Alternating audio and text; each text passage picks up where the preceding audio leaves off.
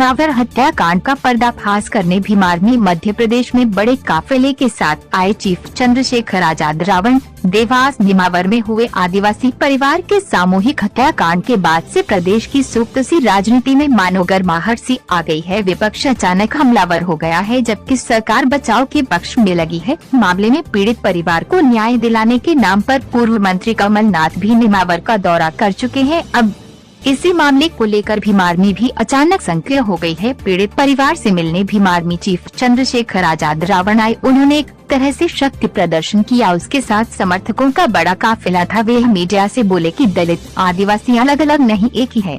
मैं पहले अपने परिवार से मिलूंगा, जब तक न्याय नहीं मिलेगा तब तक लड़ते रहेंगे। उन्होंने घटना की सीबीआई जांच की मांग की है और कहा कि यदि ऐसा नहीं हुआ तो मैं खुद साइकिल यात्रा छोड़कर यहां आऊंगा। उन्होंने मुख्यमंत्री आवास का घेराव करने का भी चेतावनी भी दी। देवास से रमजान खान की रिपोर्ट।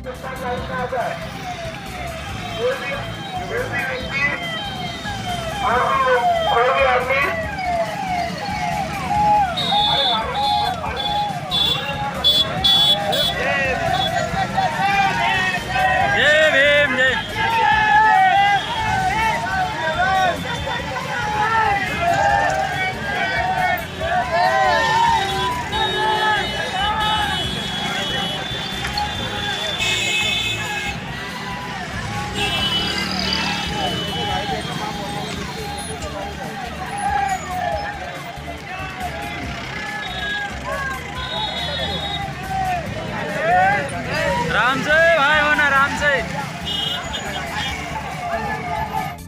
भैया बताओ जब से ये भैया एक सेकंड भाई, और लोग मत बोलना और अपने फोन साइलेंट मोड पे कर लो। चलो एक सेकंड चालू करने भैया बताएंगे जो घटना घटी तब से लेकर विपक्ष का कहना है कि यह देवास राजनीति का अखाड़ा बन गया है। बारे में देखिए, मैं आज यहाँ पर और इंदौर से लेकर यहाँ तक सैकड़ों जगह रुका। एक बहुसंख्यक भीड़ जो रोड पे जमा थी, उसका यही कहना था कि इस घटना की सीबीआई जांच होनी चाहिए। देखिए, लोकतंत्र और न्याय प्रणाली इसी बात पर टिकी हुई है कि जो पीड़ित परिवार है या आम जनमानस है, उसका संतुष्टिकरण बहुत जरूरी है। इसको तो कोर्ट भी कहता है। पीड़ित अगर संतुष्ट नहीं है तो वो न्याय नहीं हो सकता।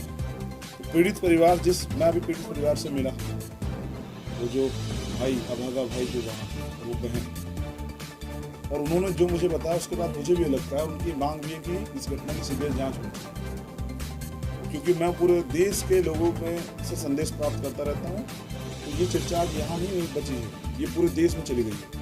और पूरे देश में इस बात को लेकर आक्रोश है कि एक परिवार के 5-5 लोगों का मर्डर हो गया है। 48 दिन तक बॉडी भी बरामद नहीं हुई। पुलिस जो अपराधी है वो पुलिस के साथ घूम रहा था, और पुलिस जो है अपराधी, पीड़ित परिवार ने बताया कि अपराधी को कह रहे थे कि ये ढूंढ तो देंगे, आप अपने काम पे चले जाओ। यानी कि इसमें षड्यंत्र, जिस 48 दिन जहाँ ये सब चीजें हुई हों, ऐसे अयोग्य थाना अध्यक्ष पर तो कोई कार्रवाई नहीं हुई, यहाँ के सर्किल अधिकारी को कार्रवाई नहीं। क्या आदिवासी दलित जो है ये कीड़े मकोड़े हैं कि इनकी हत्या करना जो है कोई अपराध नहीं है?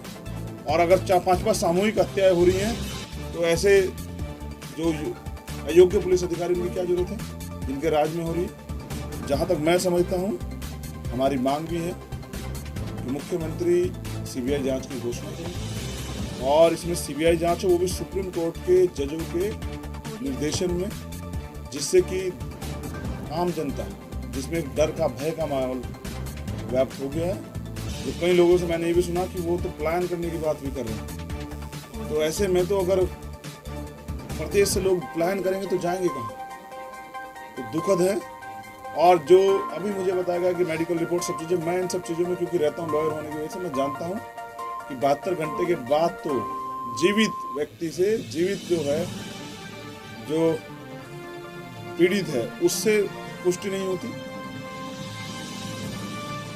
बलात्कार की और सब चीज़ों की, और पुलिस पर टिप्पणी नहीं कर सकती है।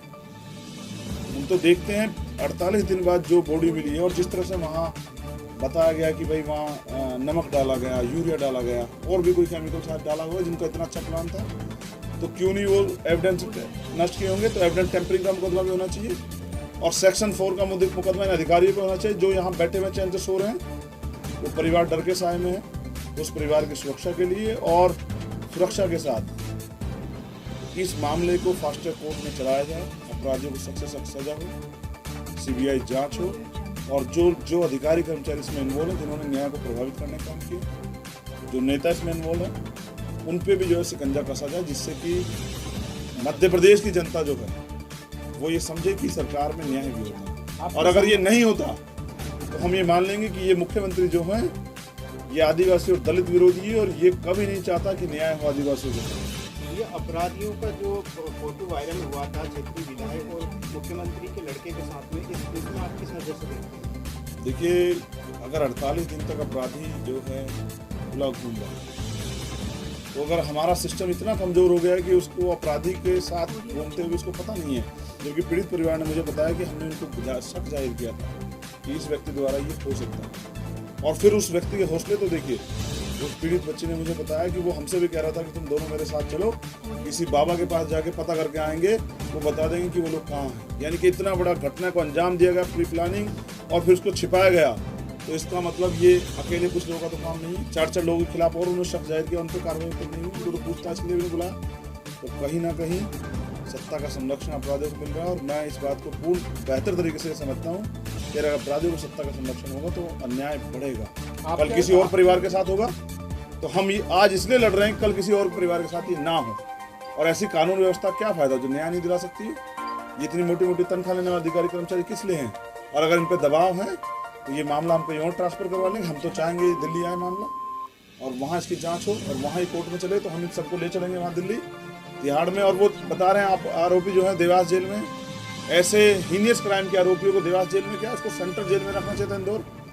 तो जिनको सत्ता का संरक्षण है वो तो वहाँ भी मौज में होंगे, मर्द तो हमारे लोग ही हैं।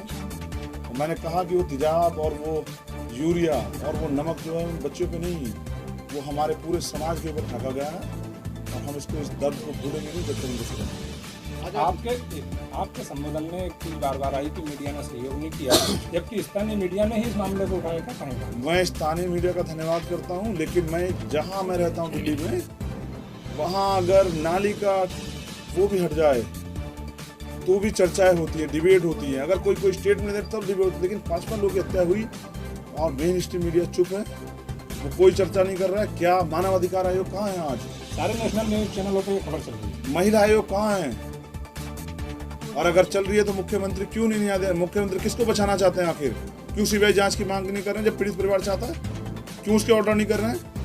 तो मैं समझता हूँ कि मीडिया, जिन मीडिया के साथ धन्यवाद, जो मदद की, जिनकी वजह से हम यहाँ पहुँच पाए, उनका धन्यवाद करते हैं। और जो मीडिया के लोग किसी दबाव में नहीं कर पा रहे, मैं उनसे भी कहता हूँ कि मीडिया की जिम्मेदारी है कि वो इन घटनाओं को जनता के पटल पर रखे और सरकारों से सवाल करे, जिससे कि न्याय सुनिश्चित हो सके। सर, आप उत्तर प्रदेश से बिलोंग करते हैं, तो उत्तर प्रदेश और मध्य प्रदेश में क्राइम क्या अंतर लगता है आपको दोनों प्रदेश में? नहीं, मुझे लग रहा है कि अयोग्य मुख्यमंत्री जहाँ भी होगा वहाँ तो क्राइम होगा ही। जहाँ ऐसी सरकार होगी जो इस क्राइम को क्राइम नहीं मान रही है, क्या मैं पूछना चाहता हूँ आपसे, मुख्यमंत्री क्या इस आदिवासी परिवार को कीड़े मकोड़े समझ रहे हैं जो उनके पास मिलने आने का समय नहीं है? वो शादियों में जाते हैं, ब्याहों में जाते हैं, एक मंत्री नहीं मिलने आता। एक मंत्री आज आया तो क्योंकि चंद्रशेखर आ रहा है तो मिलने आ गया, तो मिलने आके क्या करोगे? न्याय कौन देगा? तो मैं समझता हूँ कि मध्य प्रदेश में भी और उत्तर प्रदेश में भी और कहीं कोई और राजस्थान, कोई सा प्रदेश हो, अन्याय तो सब जगह हो रहा है। सर, आपकी और पीड़ित परिवार के बीच 20 से 25 मिनट चर्चा हुई, क्या चर्चा में सामने आया और क्या आपको बताएगा? देखिए, बहुत कुछ सामने आया। मैं बहुत सारी बातें मीडिया के सामने नहीं कहता, अपराधी सतर्क हो जाएंगे, लेकिन हमने हमारे लीडर्स लोग यहाँ बैठे, हमने उनसे इस बात पर चर्चा की है और एक बड़ा आंदोलन जो है इस पर चलेगा। किसी भी कीमत पे हम अपराधियों को खुले नहीं घूमने देंगे। और मुख्यमंत्री अगर ये सोचते हैं कि वो चैन से पढ़ के सोएंगे और हम यहाँ रोएंगे खून के आंसू, तो नहीं, हम उनको भी चैन से नहीं सोने देंगे। हमारी लीडरशिप जो तय करेंगे आंदोलन, तो मुझसे भी जो उम्मीद करेंगे, अगर मुझे दोबारा बुलाएंगे तो मैं भी रहूँगा।